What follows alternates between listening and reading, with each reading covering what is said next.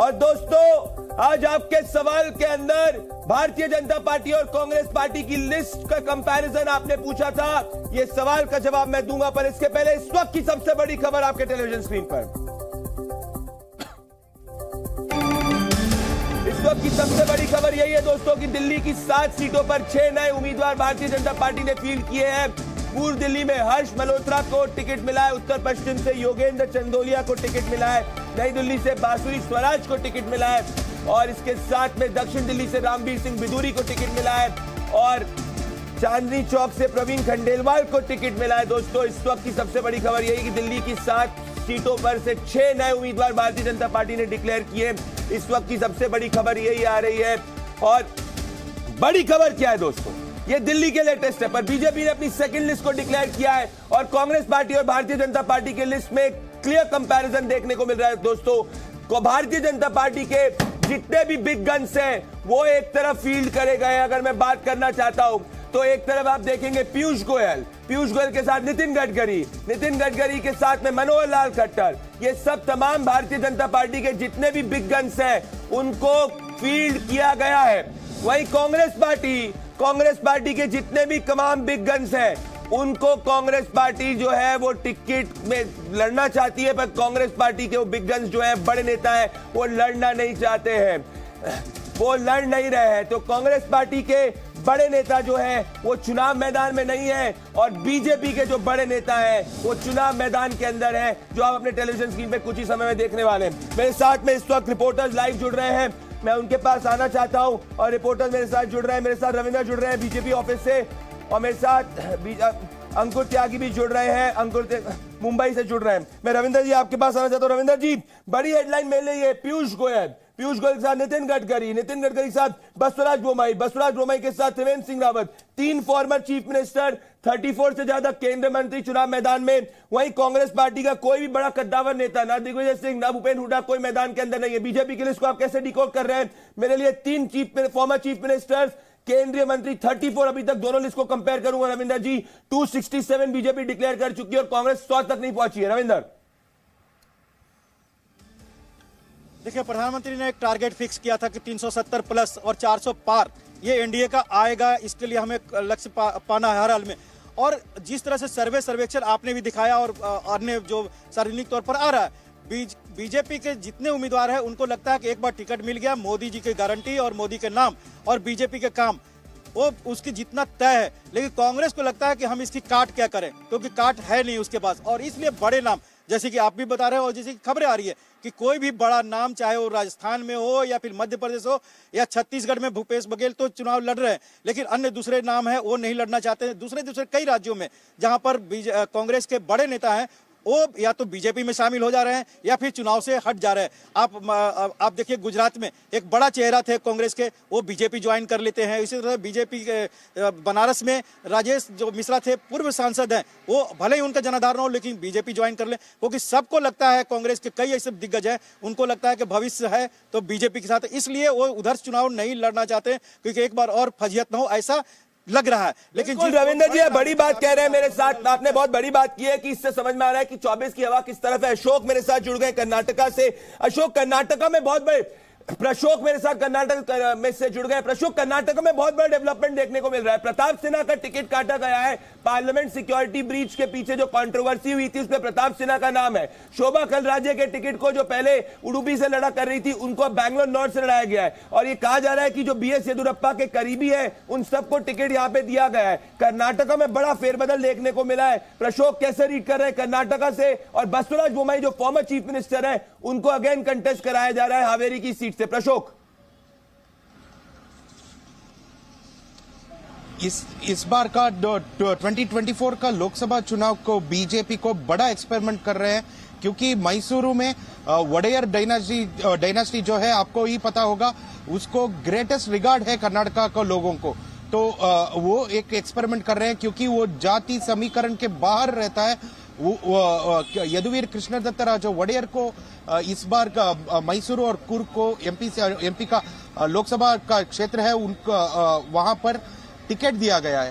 तो इससे हमको साफ पता चलता है बीजेपी का इस एक्सपेरिमेंट कैसा जाएगा, क्योंकि ये मैसूरू और कूर्ग में बहुतर सारे लोग वक्कलिगा बेल्ट या कुरुबा बेल्ट में आते हैं, पर यहाँ पर यदुवीर कृष्णदत्त दत्तरा जो वडेयर को दिया है वो जाति समीकरण से बाहर रहते हैं। तो इस दौरान भी इनको अभी टिकट दिया गया, ये एक बड़ा एक्सपेरिमेंट होगा। और इसके अलावा डीके शिव कुमार का भाई है।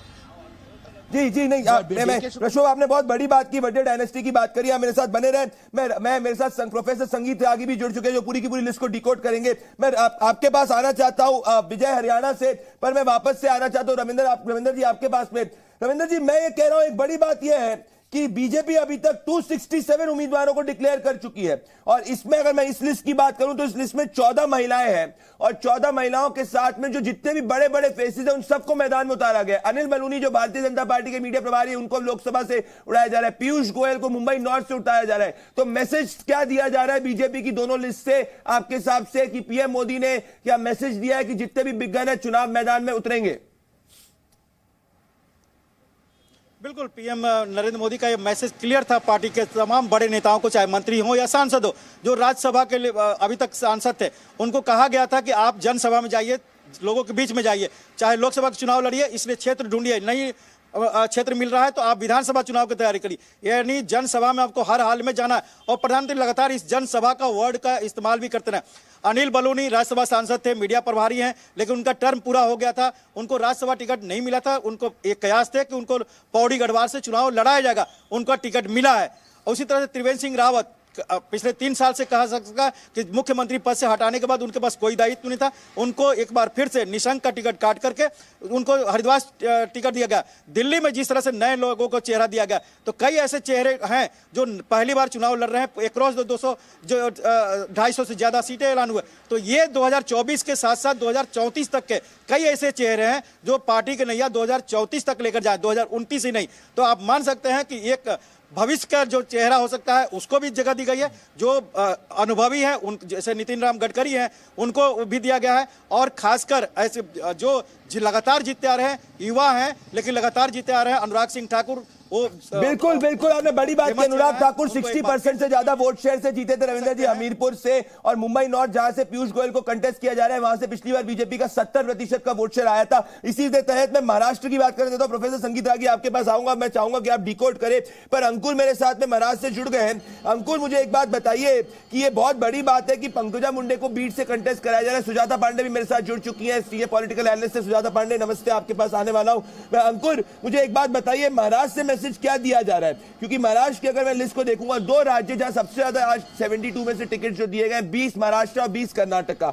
और महाराष्ट्र के अंदर मनोज कोटक का टिकट काटा गया, पर ज्यादा टिकट्स कटे नहीं है। पंकजा मुंडे को भी इस बार फील्ड किया गया है।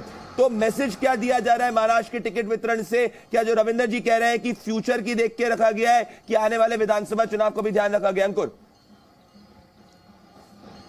देखिए, भविष्य की परछाई जरूर यहां पर देखने के लिए मिल रही है। आप बात कर रहे थे, सबसे बड़ा नाम हम बार बार डिस्कस कर रहे हैं पीयूष गोयल का। वो राज्यसभा से आते थे और उनको इस बार यहां पे लोकसभा लड़ाई जा रही है। लोकसभा की जो सीट है वो नॉर्थ की है, मुंबई तो नॉर्थ सीट आती है। वहां से गोपाल शेट्टी पिछले 2 बार से 2014, 2019 में एक बड़े अंतराल के साथ, एक बड़ी जीत के साथ वो यहां पर आते आए हैं। और उनको इससे पहले वो विधायक भी रहे हैं। उनका टिकट काटकर पीयूष गोयल को यहां पर फील्ड किया गया है। दूसरा आपने नाम लिया, मेहुल कोटेचा का नाम लिया जाहिर तौर पर, क्योंकि इससे पहले यहां पर जो दूसरे कैंडिडेट थे वो बहुत, मनोज कोटक इससे पहले थे, तो मनोज कोटक बहुत ज्यादा प्रभावी तौर पर जो पार्टी की नीतियां हैं और सरकार की नीतियों को लेकर समाज के बीच में जाते हुए बहुत ज्यादा प्रभावी तौर पर नहीं दिखाई दिए थे। तो परफॉर्मेंस वहां पर काउंट हुई है। पंकजा मुंडे, इससे पहले प्रीतम मुंडे जो उनकी बहन थी, 2019 में उन्होंने चुनाव लड़ा था और उनको 2014 में खुद गोपीनाथ मुंडे यहां से आते थे। उसके बाद प्रीतम मुंडे आती थी और उसके बाद ये माना जा रहा था कि महाराष्ट्र की राजनीति है वहीं तक सीमित होकर रह जाएंगी, वहां पर कोई कैबिनेट या दूसरा पद देखेंगे पंकजा मुंडे। लेकिन नहीं, उनको यहां पर लोकसभा इस बार उनकी परंपरा का जो सीट है बीड़ की, वहां से चुनाव लड़वाया जा रहा है। राधाकृष्ण विखे पाटिल कैबिनेट स्तर के मंत्री हैं यहां पर उनके बेटे जो हैं अहमदनगर से डॉक्टर संजय, उनको यहां पर टिकट दिया गया है। तो एक पूरा चंद्रपुर जो इस वक्त यहां पर, मुझे लग रहा है कि आपको, अगर मैं अंकुर, सबकी पूरी की पूरी महाराष्ट्र की राजनीति आपके टिप्स पे मुझे दर्शक बता रहे हैं कि आप ऐसे से बोलते जा रहे हैं जैसे विकिपीडिया की नॉलेज जो होती है। आप मेरे साथ बने रहे।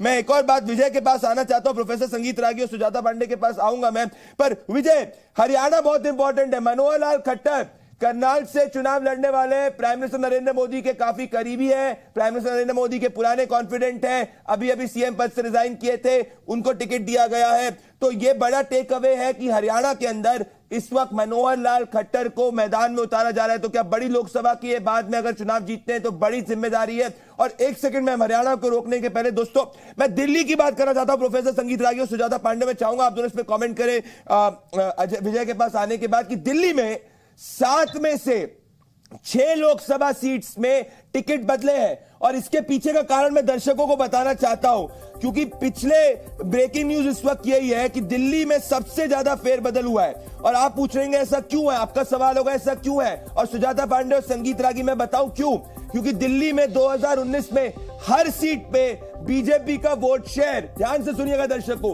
और आज ही विधायक पद से इस्तीफा देने के बाद शाम को ही उनका करनाल लोकसभा के लिए नाम फाइनल कर दिया गया है। और ये बिल्कुल अब माना जा रहा था कि जब उन्होंने मुख्यमंत्री पद से इस्तीफा दिया था तभी से ये उम्मीद की जा रही थी, कयास लगाए जा रहे थे कि अब मनोहर लाल को केंद्र में कोई बड़ी जिम्मेदारी मिल सकती है और अब उन्हें करनाल लोकसभा से चुनाव लड़वाया जा रहा है। और चुनाव के बाद ये भी उम्मीद है कि चुनाव के बाद अगर वो जीत जाते हैं तो आगे भी भाजपा में उन्हें केंद्र में बड़ी जिम्मेदारी मिल सकती है। इसके अलावा अशोक तंवर को सिरसा से उम्मीदवार बनाया गया है और अशोक तंवर कुछ महीने पहले ही भाजपा में शामिल हुए थे। इससे पहले वो कांग्रेस में थे, बाद में आम आदमी पार्टी में आए और हाल ही में भाजपा में आए थे और दलित चेहरा माने जाते हैं हरियाणा की राजनीति में। गुरुग्राम से राव इंद्रजीत हैं और भिवानी से धर्मवीर सिंह हैं, यानी तीनों सिटिंग एमपी हैं और तीनों को फिर से जो है वहां से टिकट दी गई है। तीनों को फिर से पार्टी ने उन तीनों में विश्वास जताया गया है। लेकिन सबसे बड़ी आज जो सबसे बड़ी खबर है वो ये है कि पूर्व मुख्यमंत्री मनोहर लाल को